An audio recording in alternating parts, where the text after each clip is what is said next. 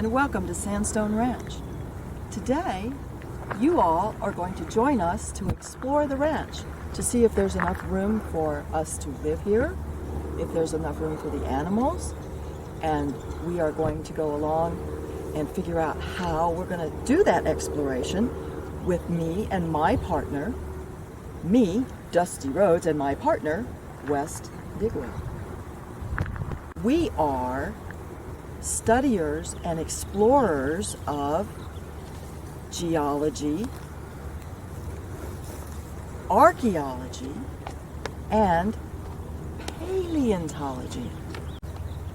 Maybe you heard the last few symbols of those words, ology. Can you imagine what ology might be? You're right. It's the scientific study of certain things on our planet. Geology, can you guess what that one might be? I bet you all know. It's the study of rocks. Archaeology is the study of how people lived a long, long time ago in ancient times on this land. And paleontology, bet you know what that is. Anybody that knows dinosaurs, that loves dinosaurs and studies dinosaurs, is a paleontologist. So, come join us and we'll figure out how we're not going to get lost as we explore Sandstone Ranch. Have you ever gotten lost? Sometimes we get lost here at Sandstone Ranch, but we have learned how to navigate our way around the ranch. And we would like to share that with you. Now, there's some important ways to do this, and if you have tools, you have even more help.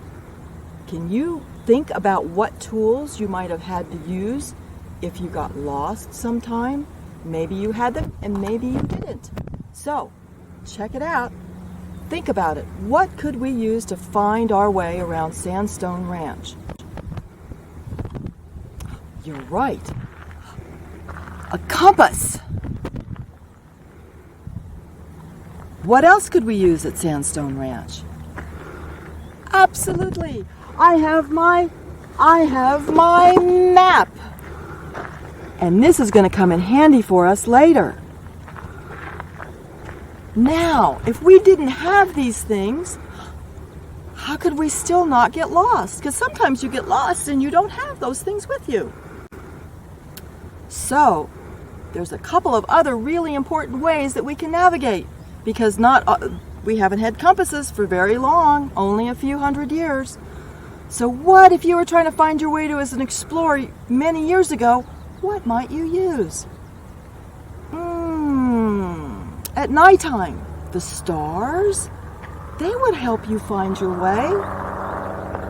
And something else I'm thinking of here.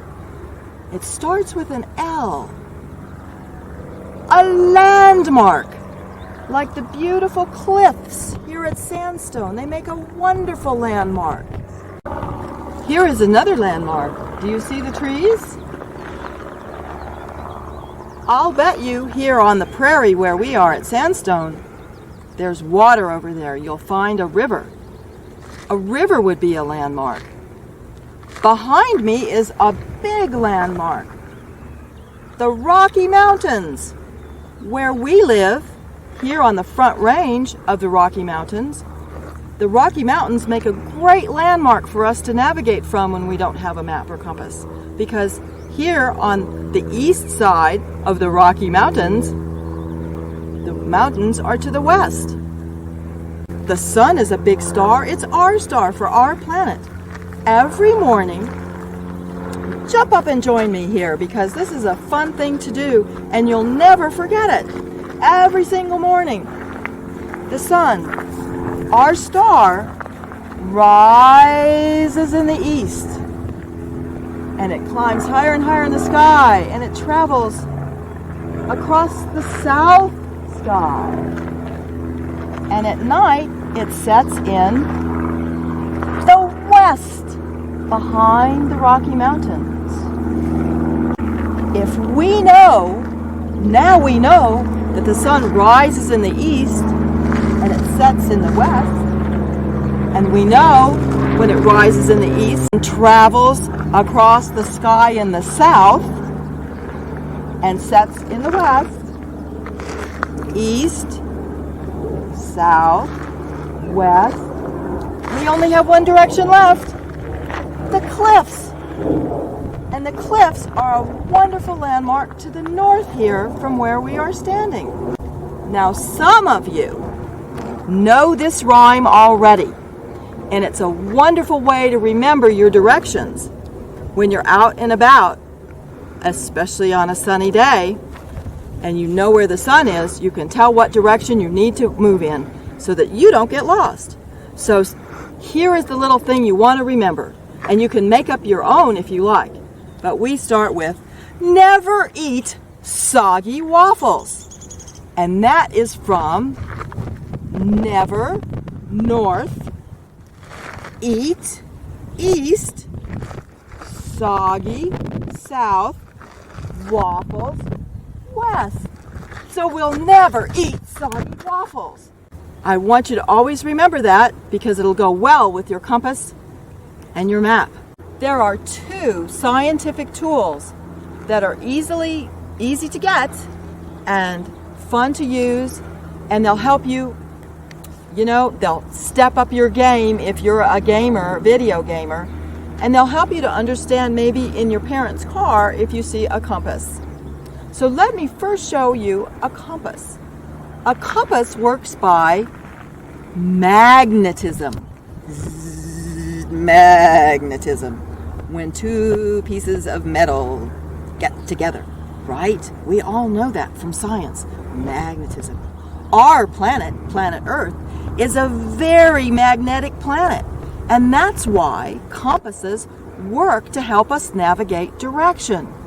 Let me show you with the compass. All compasses have N, north never, and I'm going to point that way.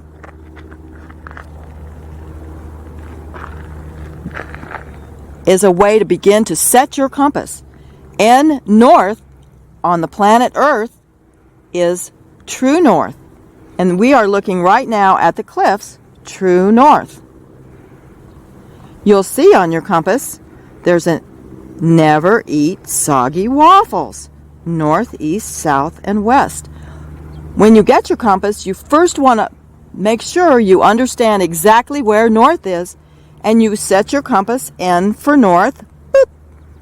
And that is what we like to call putting red Ned in the shed. The red needle points to the red N, and you have adjusted your compass to true north. Now, to help you with your compass, or if you didn't have a compass, here is a map of Sandstone Ranch. We have marked out some of our landmarks and where we would like to go. Take your compass if you have one, and if you don't, that's fine.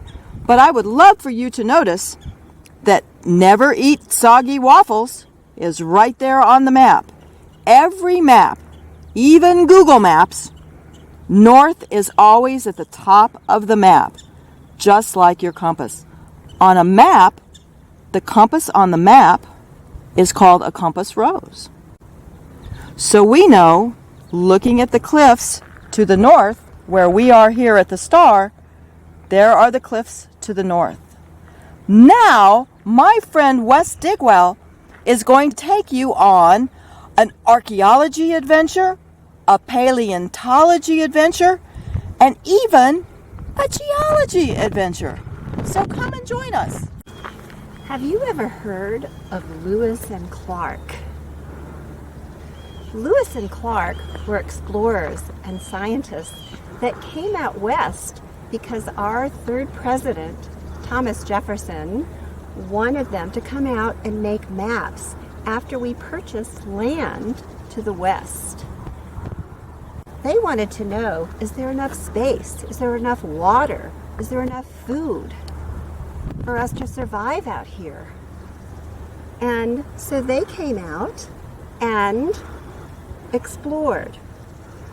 Now, 200 years ago, more than 200 years ago, there were no roads. There were no cars. There were not even trains. How would folks get around?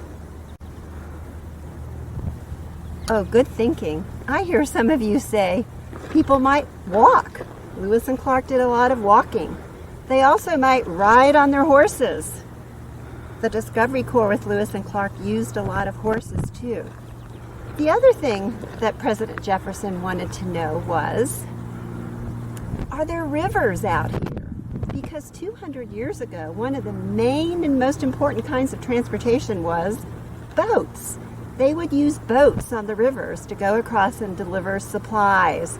And so they wanted to know, is there a waterway that comes from the middle of the United States all the way to the Pacific Ocean?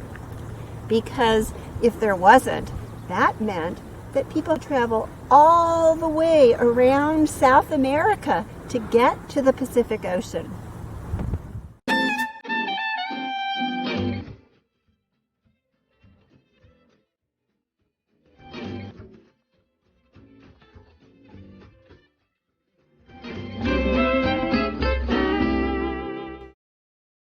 What critter is that? Do you recognize it? You're right, it's a prairie dog.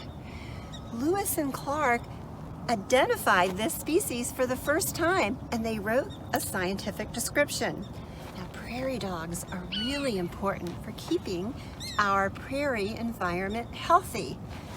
They dig tunnels and they live in what's called towns, and animals like snakes and burrowing owls use their tunnels.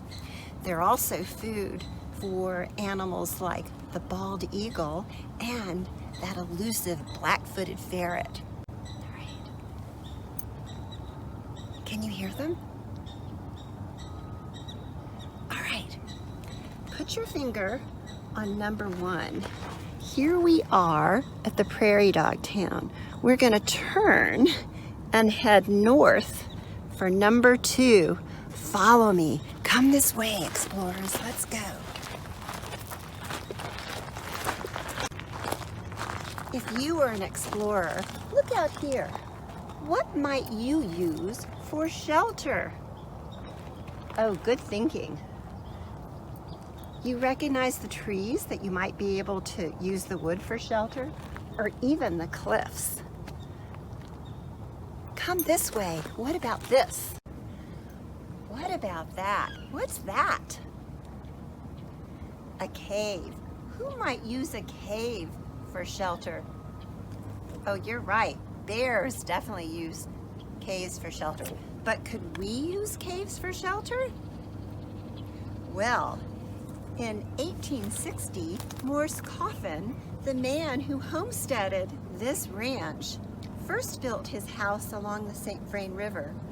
And a big storm came and flood and washed his home away. And we know from his diaries that he actually had to sleep in that cave for a while for shelter until he built his new home. Diaries. Do you ever write in a diary or a journal?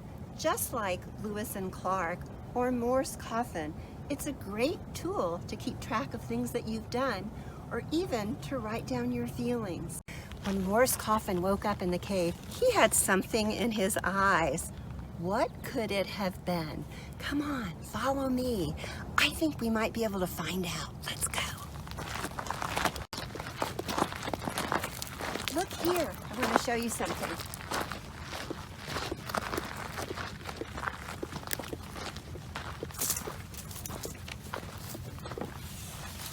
What is this right here? Oh, it's sand. It's sand. Where do we usually find sand? At the beach. Could it have been sand in his eyes? Perhaps. 70 million years ago, these cliffs and rocks that you see used to be parts of dunes and a beach next to a shallow sea. I can't say that as a scientist unless I have evidence. let's find evidence that this was a sea. Come on, let's go.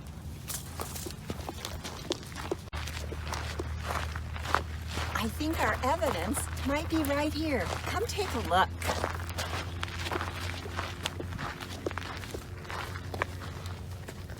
What do you see right there? What does that look like to you? Shells? Yes, oyster shells. Where would you find shells? At the beach. You're right. Here is our evidence that this used to be a warm, shallow sea, and there were oyster beds around here. And so now we know. An ocean was here. Just like in your classroom, when your teacher asks you a question from your reading, he or she wants text evidence. We found our evidence. It was an ocean, a warm, shallow sea right here. All right, let's go. Let's look at our map. We're now at number 2. That's where the fossils are. And we're gonna go up to number 3. Come on, Rusty, let's go. Wow! We've made it up the hill and clear to number 3 on your map. You can see how all the roads work here. We are at number 3 on the map now. We've been traveling north according to the compass rose on our map, which is that direction. If we turn around and see where we came from the south.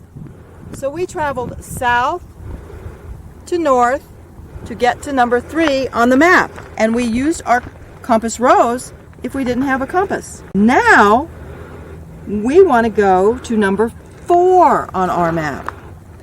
Number 4 is the highest elevation, the highest lookout point on Sandstone Ranch.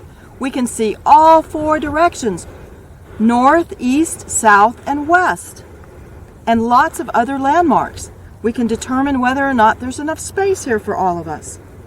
Now, according to your compass rose, if we came from the south, and that way is north, what is on our compass rose? Let's look and see. It's west! Not west! West! For the Rocky Mountains. The Rocky Mountains are to our west. We don't see them on the map, but we know the Rocky Mountains are to the west, and we see them on our compass rose. So we are going to travel west to the highest point at Sandstone Ranch. Come with me and west, and we'll do it.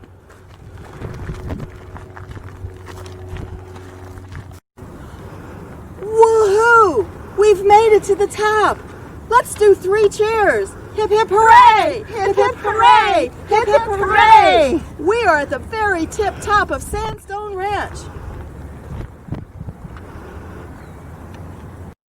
My map is turned this way, so north is still north. East is behind me, that's where the sun is, and that's where it came up this morning. South is that way toward the river. And of course you see the beautiful Rocky Mountains, the west. Now there's other landmarks on your map. We are here at number 4. Let's take a look at other landmarks we can see that are on our map, and also we can see them with our eyes in real life. Do you see on your map the lake? It looks like a big thumb. There's the lake, and the barn is right beside it.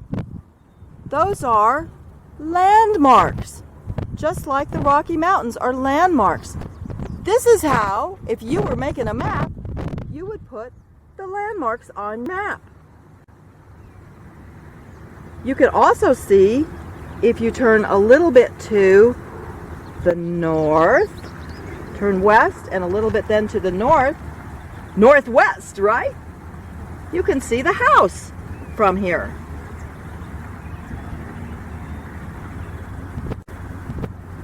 If you live here in Longmont, you can see other landmarks. the old sugar mill, which is almost just to the west.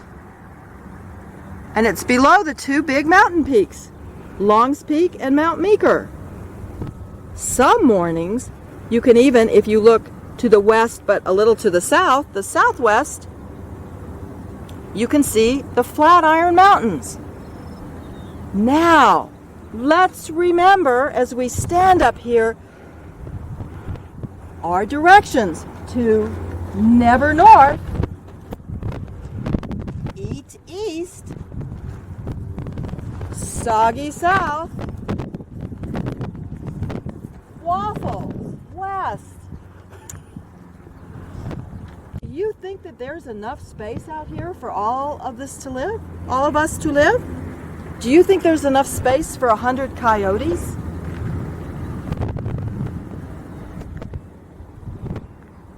Really? I think there might be not quite enough space for 100 coyotes, but there's space for lots of interesting rocks and amazing plants, a beautiful river, which actually on your map is at the bottom, which is generally south, and we can see it from here with our own eyes. I, as Dusty Rhodes, and my friend Wes Digwell, invite you to come out in person to Sandstone Ranch with a map or a compass. And if you don't have a map or a compass, I know you already know north, east, south, and west. Never eat soggy waffles. The park here is open every single day of the year when the sun rises in the east and sets in the west. So come out here and join us someday. Thank you. Thank you, explorers. Thank you for joining us, explorers. Bye.